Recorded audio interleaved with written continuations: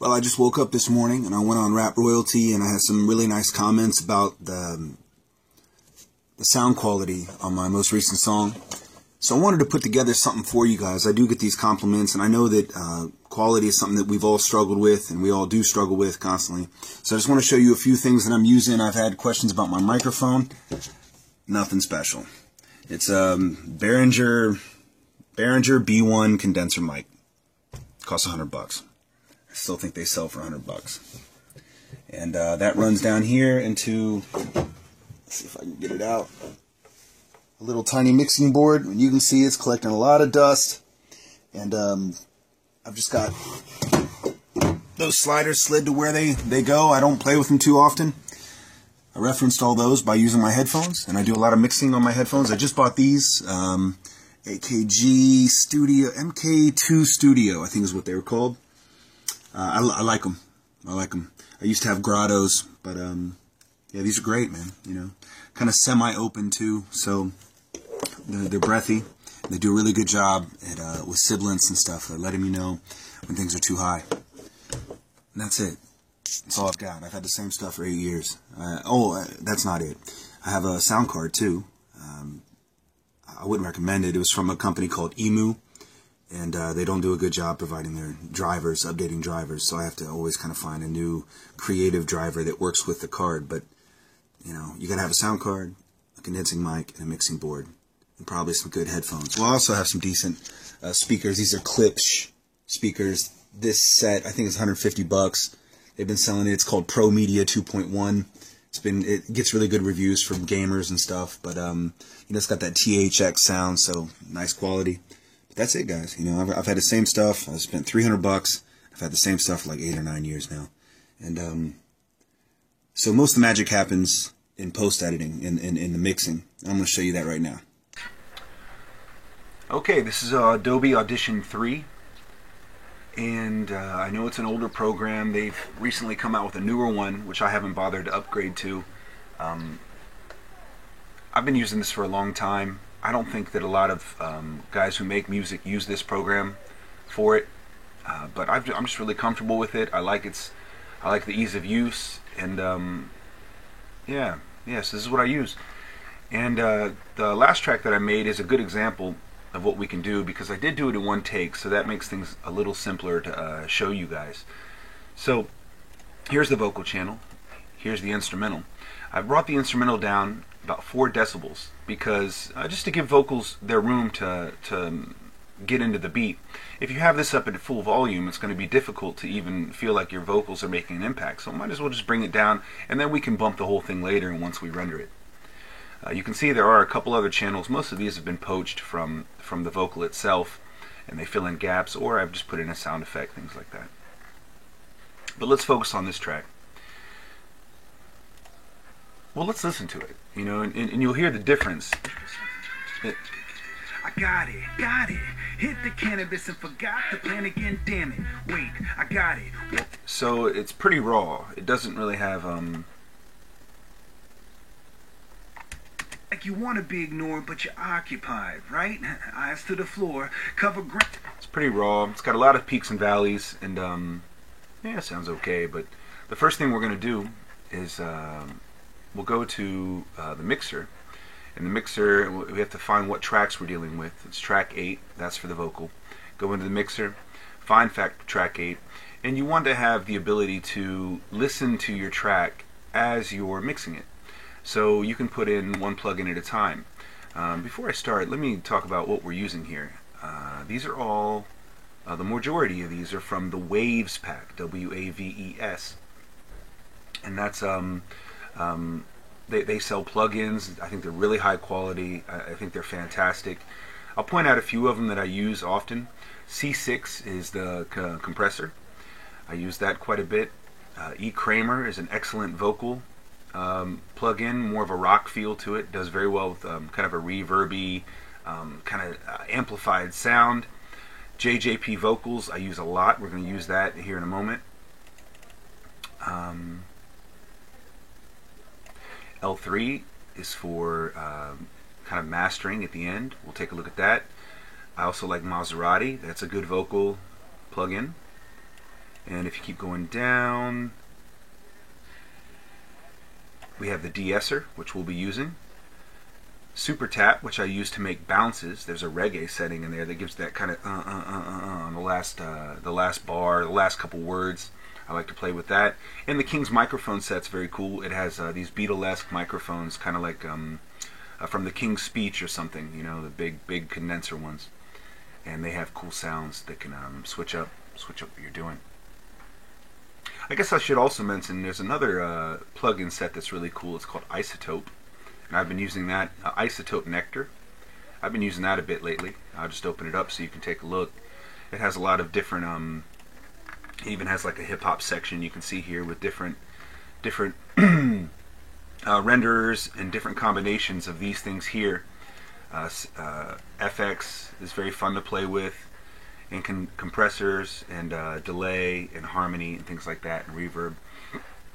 And if you're new to this stuff, you don't really have to have technical expertise about what all these sliders do and what all they mean. Like compressors, I don't really understand compressors, but the way that it's put out there for you now is, you know, you can use your ear more than anything. So we're going to do that now. You just put in, I'm going to put in C6. Here, I'll do that again so it's not so fast.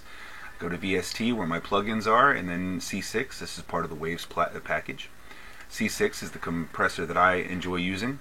And again, you know, I don't really understand what all these numbers do. I haven't learned about them. So first, what I usually do is just start with maybe a presetting that sounds okay. So the old one, I found like pop vocal down here. I put that in, and then I just started playing with these sliders. You know, moving this stuff around while I'm playing the song. So for instance, I'll hit, you know, play, and then start moving this stuff around. And I usually do my mixing with headphones on, which a lot of people don't recommend, but I do have a good pair of headphones. And also, I think, you know, I do live in an apartment building, and it'd drive people mad if I was doing this for hours and hours and with the bass and all. But yeah, you just slide these things around, you know, and find what sounds good and take your time with it. And I think probably like what happened with me, you'll eventually find something that just kind of works all the time. And this is kind of this is kind of the way that I just again and again and again want my vocals to sound, and it's a good starting point. So you can save that. You know, go back, just open that up. You can save those settings once you, and I really recommend this. Once you find something that sounds good, even if you're only going to use it once, it's always a good idea to save it. And I usually just use the song title, and that way you can go back if you make mistakes or you need to make changes or go back to the original files. You have those settings here, so it's going to save you a lot of time, and you're going to be a lot more consistent. You don't want to lose your work. So I'll take that away. We've listened to it. Putting it in the mixer allowed us to slide those things around and listen to it in relation to the beat. I'm going to remove it now because I'm happy with the results. I'm going to double click on that vocal, highlight it, and make those changes. So I have the same plugins over here. Go back to C6. And then there's that same curve again. And we're just going to hit OK, and it will make the changes that we want to make. And you see it shifted things around a little bit. Now next, I always go down to the de-esser. Click on that. The de-esser allows us to take some of the sibilants out of your track, those S sounds that we make and that microphones pick up. When you get sometimes that gets really out of control, and so it's a good time to do this at every stage, I think. So an example, we'll play it. I got it. Hit the cannabis and forgot to play. All right. So on that first, I said cannabis, and you could hear that. Well, you could see here. Watch again. I'll play it, and you can see right here. I got it. Hit the cannabis and forgot to plan again. Damn it. On that one S, it actually took 0.7 away, 0.7 decibels away from the channel.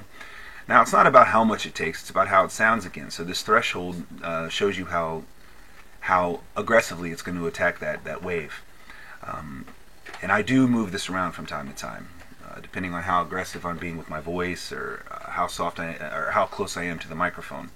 So you want to less is less aggressive, more is more aggressive. So it's going to go and try to weed out more of those S sounds, and sometimes it gets pop sounds too. So this is really nice, a really nice plug-in. So I'll just leave it around 18, and we'll hit OK, and then it'll crash again. So this is the second time that's done that. One thing about Adobe Audition is it is a crashy son of a bitch. I'm just gonna, you know, I've already put 7 minutes in this video. I'm just gonna keep going with it. there may be some sort of conflict with I guess it doesn't crash that often, but there may be a conflict with the audio going on with Screen-O-Matic. So anyways, so that's how DS works. We'll just imagine that we did that. And okay, and I think the thing that you'll find most exciting is this. It's JJP vocals. And again, I'm gonna, instead of doing it where I'm right here, just I got it. listening to the vocal, we should do it in the mixer.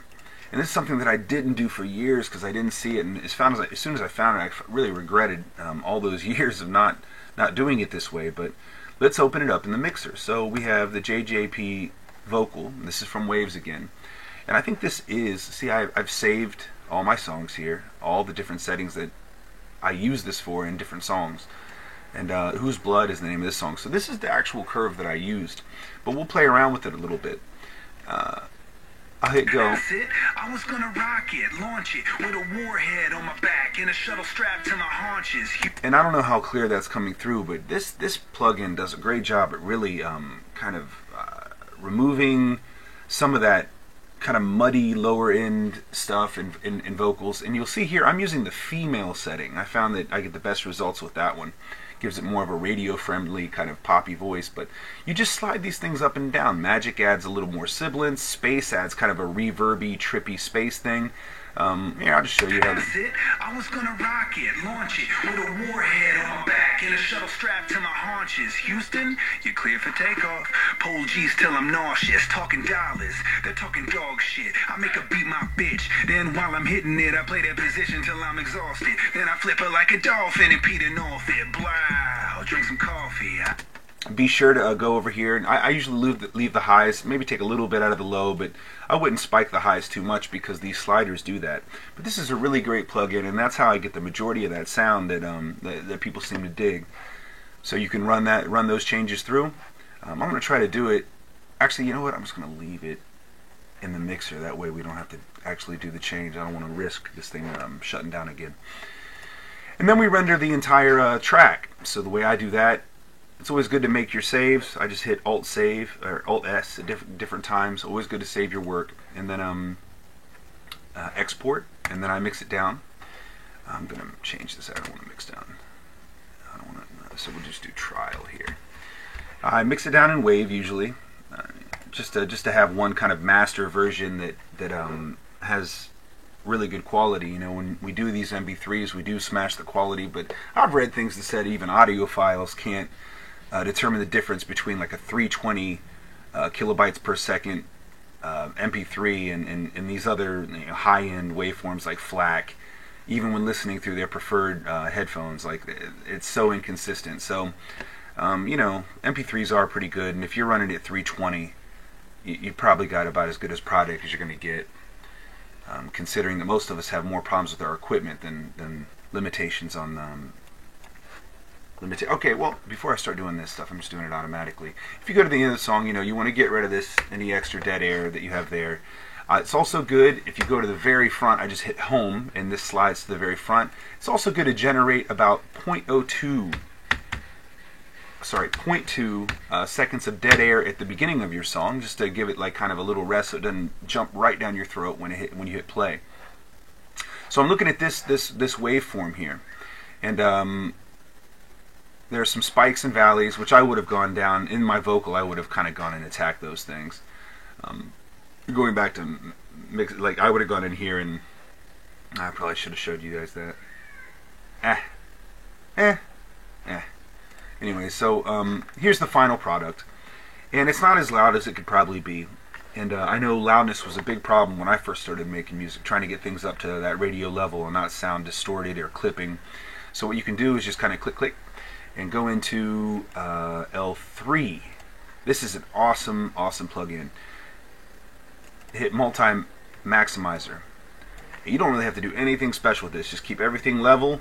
And what this does is it smashes that signal up, but it tries to prevent clipping. You want to have a 0.1 ceiling. That's kind of like your new limit at the top. And then and I'm looking at this, and I'm seeing 3 kind of chops up just these little things. It's not too bad. So I went 4.5 on this, and you render that. Yeah, it worked. Okay, that's good. You render that, and what it does is it just maximizes that volume. Now, yeah, you're killing some fidelity here.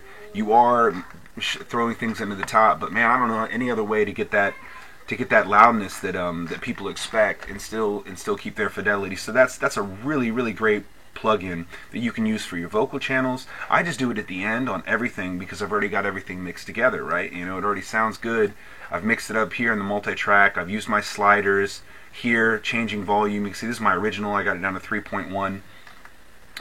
You know, all these that have different levels. You can see here I did panning 30-30. So you know, there's loads of different tricks and things you can do, but I think those are the main ones that I'm doing to maybe get you guys a little further down the road if you want some better quality. So I hope that helps.